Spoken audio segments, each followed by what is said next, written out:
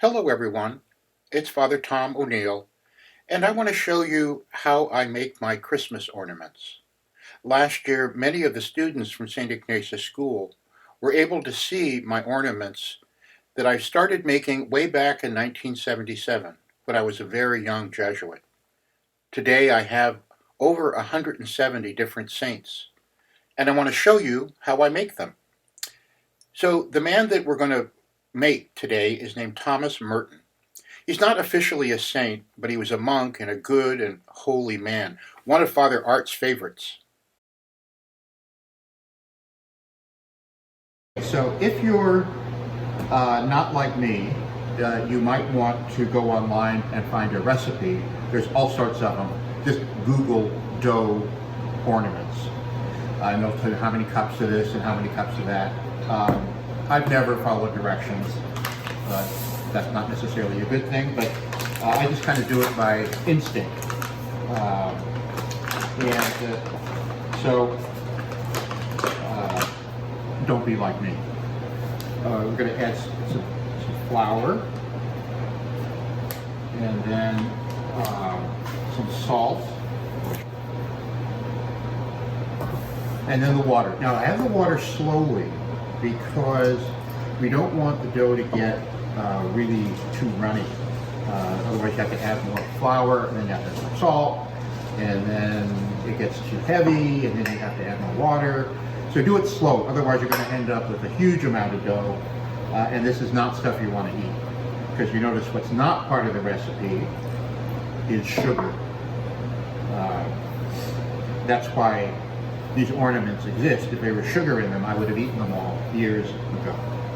Okay, put this out on and I'm going to put some flour on my hands, otherwise the dough will stick to my hands. Okay, so we just start to knead it together. Now, again, I was looking at one recipe earlier today and it said, knead it for like 20 minutes. I don't have that kind of patience. So I'm just kneading it for a little while. Okay, just enough to kind of get it all mixed together. I'm going to put some flour on it. The rolling pin you might have at home, sometimes they have cloth on them.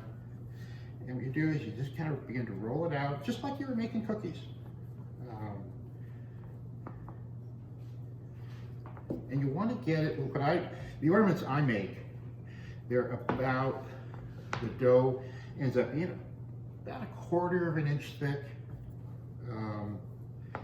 Not real thick. And I got the dough kind of rolled out. Now I'm going to take my knife and we're gonna make oops, not this one, this one. Father Art's friend Thomas Merton, who was a monk and a really wise and learned man, a lot like Father Art. Okay, so I'm going to just cut a square. Don't have to do this, but I think I'll do it this time. Just kind of the shape, the basic size, and then this stuff. Oops, I need another thing you'll need is a spatula. Okay. Probably should have put some flour on the bottom of this cutting board. A little flour here on the back. Too little flour, then it doesn't stick as much. So the same shape. Cut the head. You're going to be real careful with the knife because you don't want to cut yourself. Okay, it's a little bit too big. Thomas Merton was smart, but he doesn't need to have a big head. Okay. And I'm going to kind of cut. So I kind of know by heart the size of these ornaments that I have, so I kind of know what shape to kind of cut them into. Okay. I'm going to make the hands. They're real simple. I just cut a little square, just like this. Okay? And then using the knife, I just make fingers. I cut the dough, 1, 2, 3. And then I use just a tiny bit of water. Okay, put a tiny bit of water on the back of the hand and a tiny bit of water on the figure.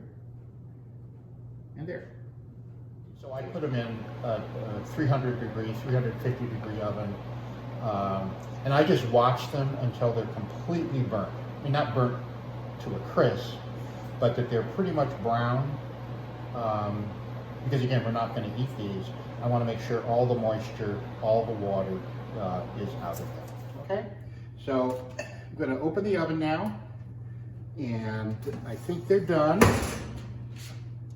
Okay, see how they're all kind of brown. Upstairs in my little painting room, and got my 3 little guys, and they've cooled. It's been a day or so now, so they're nice and cool. See, there's a little bit of flour that stays on them. So I'm going to use a brush and just brush all the extra flour. The very first thing I need to do is paint these with a base of a white paint. And what I use is a white paint here called gesso. I don't know if you can see that. Oops. And it's a flat white paint. I'm going to pour it a little bit into a cup here. You can use any kind of white paint, but what this is a latex primer, and it does 2 things. One, you'll see it gives a nice white base, and I'm just going to paint just to try to fill in all the little cracks there. It gives a nice white base for the color that's going to come a little bit later. And the other thing is latex paint is basically plastic. It's a and basically it's the same kind of paint that you paint your living room with. You know, it's cleans up with water. It's one of the good things about it too. It cleans up with water. But what it does actually is because it's plastic, it kind of creates a coating that will help preserve these little figures. Again, some of the oldest ones that I made, the first ones I made, are over 40 years old, you know, and they still exist. And I think part of that is because they've been covered in this, basically they're kind of sealed up in a little plastic bubble. Okay, so there, just make sure you cover all the different parts. I'm going to, when it dries, I'm going to paint the back as well, because both sides, even though only one side is going to be decorated, putting the detail on. I'll show you what I'm going to do on the back side. Okay, so all into the edges. Okay, and this dries pretty quick. You know, you don't have to go out and buy this. It's you know, GESSO, and it's available at most stores that carry art supplies. But if you've got some white latex paint, then go ahead and use that. Poster paint, that probably wouldn't work because that's water-based completely, and it would, with water, it would dissolve. So the good thing about this paint is once it dries, it's not soluble, okay, so it's permanent. Also, because of that, be careful when you're painting not to get it on your clothes. If you get paint on your clothes, this kind of gesso or acrylic paint, which is the kind of paint I'm going to use, if you get it on your clothes, wash it out right away. While it's still wet, it will wash out with water, but once it dries, you've got, as I do, have lots of new painting clothes. So here's the paint that I use, acrylic paint. It comes in all different colors. You can get big sets of them, but don't spend a lot of money because you can also go to Hobby Lobby or Michael's and find little sets of acrylic paint too. Okay, so I've done a little painting here. I want to show you what I did.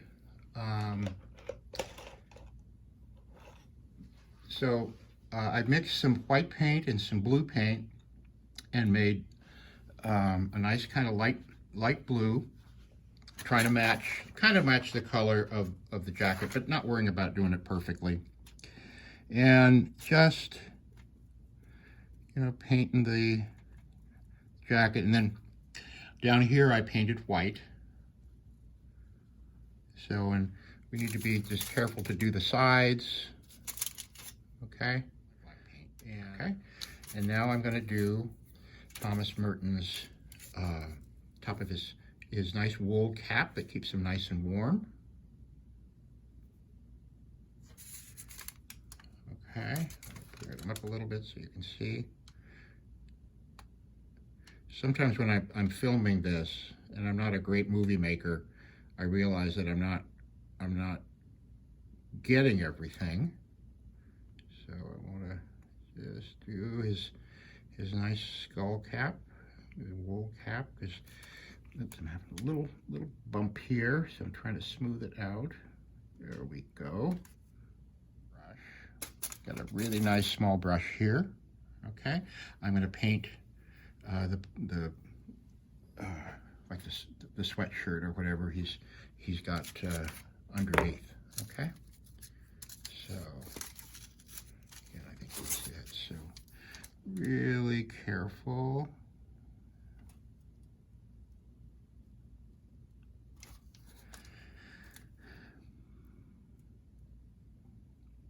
I find this kind of work so relaxing.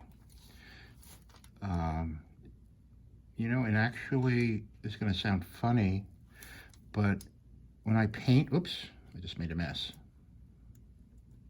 Okay. Got a little bit of the flesh tone color there, all right? But again, this may sound kind of funny, but I actually find when I'm painting, even painting little characters like this, I find it really, it's almost like a time of prayer for me, okay? When I was a little guy, like first, second grade, I wasn't great at sports. I was a good student, but wasn't a great student. But I liked to draw. And I had some teachers who really encouraged that for me. And it's really a wonderful way that I've found to relax and to be creative. And all of us are creative one way or the other. I'm convinced of that. I'm not an artist, but all of us have gifts of creativity. And part of growing up, I think, is discovering what they are and then using them. And the main thing is not to judge, not to compare. Everybody's creative gifts are special to themselves. Okay. So the first thing I'm going to do is we're going to work on his jacket. And to do that, I'm going to use some darker blue. And where do I have my dark blue paint? Let's use this one. Okay. And again, I've got a little brush here. And so what I'm going to do is I'm going to put this up here so I can get a little closer. So I'm going to make kind of the lapel on his jacket. And then have it come down.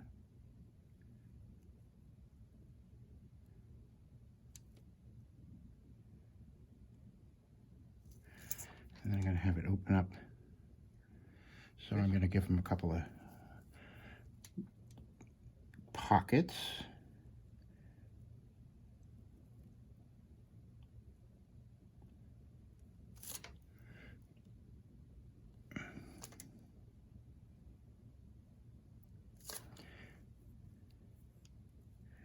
And they're going to be the kind that it'll have button on it. Okay. I'm going to use the end of the brush, and I'm going to put it into the paint upside down. Okay, so I got the gold. And then I'm going to give him some buttons. And real simple. One there, one there, one there. Okay? And I'm going to put a button right there. Okay? And I'm going to give him an eye here and an eye here. And I want them to be both about the same size. Okay. That's the whites. The eyes. So I'm going to give him a little gray hair right here. Coming out from under his cap. It's a little too...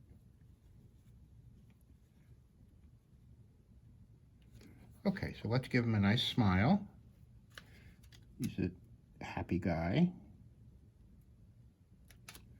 Needs a little more color.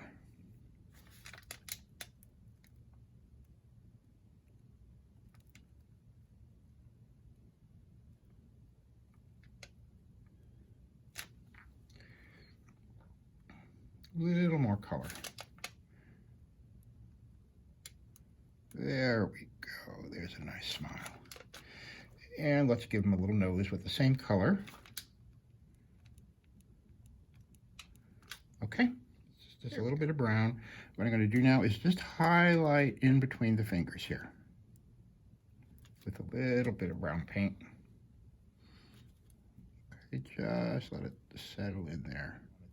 Working just up here in this wool hat and just a little bit of a line there. And then, you know, just there we go.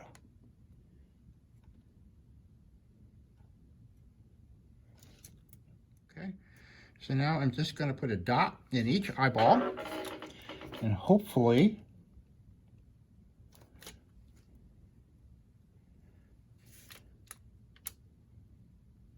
this, you want to make sure that they're the same size.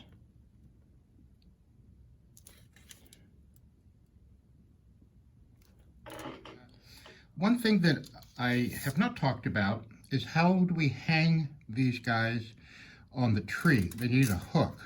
So what I've done here is just use a paper clip, and I use some very thick gel medium. It's something that goes with the paint. It's a very thick paste that serves like as a glue. You probably don't have that, so there's other things you can do. You know, when it's dry, just you take a piece of cardboard, piece of paper, heavy paper, and poke a hole in it. You see that? And then glue that to the back, and then you can put the hook in the hole. But the easiest is just to use a paper clip, and when the ornament is still dough, before you even bake it, you just poke it down into the dough. Now, I don't do that anymore because what I noticed, I told you many of these are 20, 30, 40 years old. After a few years, it gets loose and doesn't last. But I think for now, that's probably the easiest way. Just when you've cut out the shape, just stick the paper clip right down into the dough. You might have to push the head back and form it a little bit because it might get scrunched down. Okay. Now what I'm going to do is, I painted the back, of course, with the gesso. And now what I'm going to do is I have some basic acrylic paint. It's kind of a goldish color. And I'm going to use that to paint the back. Okay. It's not really a shiny gold, but it works. So I'm going to paint the back. All right, so there we go. Okay, well, we're almost done. Now it's time for a little bit of detail work. So got a couple of things here that I've made. I have a little saying of Thomas Merton that I really like. Actually, it touches on something I said to you earlier.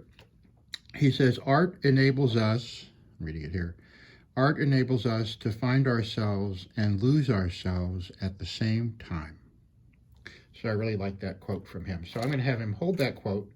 I was thinking of having him maybe hold a book. So what I'm going to do here now is with a little bit of glue, it's actually just a little bit of glue on the back. Okay. And I've already measured it and cut so it'll fit right here. Okay. So I'm just going to have it so it's going to look, oops, darn it. Oops, I got to get my hand out of the way so you can see it. I'm sorry. Okay, so he's got that, holding that quote. Okay. And now the other thing is, late in his life, he got really interested in photography. So I've made here a little camera, and I made that out of some clay that dries and kind of solid and hardens. And then I also just made a little strap for the camera. Put the glue behind. This is the fun part for me, is all this little detail. So I'm going to turn it so it kind of twists over his shoulder. And then the same thing on the other side.